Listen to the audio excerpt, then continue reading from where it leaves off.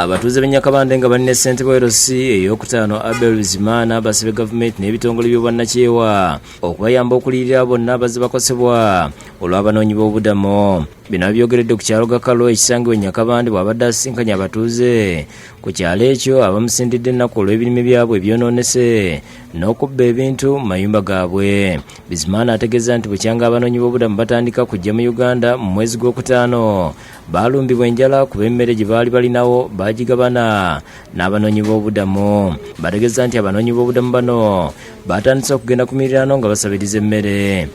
Who are these people who don't want to listen to the laws of Uganda?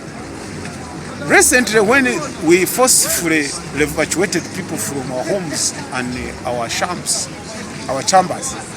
it was evident that people who purport to be refugees would rather go home than come to the camp. Bagambye nti bano balumba ennimiro zaabwe ne bakuulayo emmere.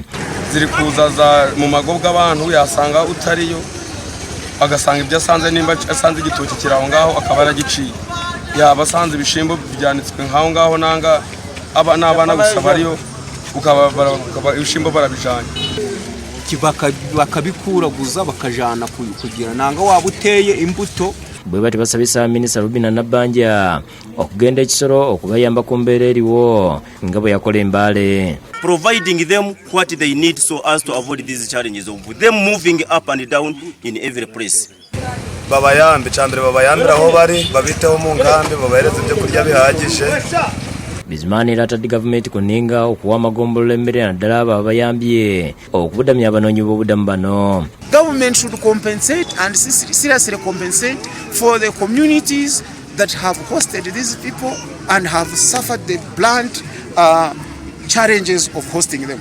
Florence Nkulanga ssente bwerosi ey'okutaano e Nyakabande ne Kanaaba agambye nti bazze bafuna obudami okuva mu 1994 era ng'ebiseera ebisinga amagombolola gabeera gabakyaziza gayambibwako mu by'emmere n'ebyetaago ebirala.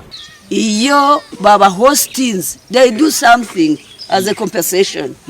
Amashuri, scholarships, amarwariro, ibyo byose twakabaye tubifite tugeze kuri. Ariko still ntabwo ducecetse, tuzakomeza kubisaba until hari gize kigakorwa. Godi Lukalanga naye kansala w'Nyakabande ategeeza nti ekitundu kyabwe kiri mu buzibu olw'enjala ey'amaanyi. Bakaja gukura era mu matinza bamaze matinza amateke g'abandi bagamaze ibijumbe babimaze bari guca inzugi umuntu ari gutera imbuto ze bakaja kuzicukura mu murima cy'Yamani. Iki kibazo cy'Yamani nabyiye cy'Yamani sisi ngo yandike report kugira ngo tuyijane kugira ngo abantu bacu tubafashe. Akubiriza gavumenti okuwa abanoonyi b'obubuddamu n'ebyetaagisa byonna baleme okumalako emirembe.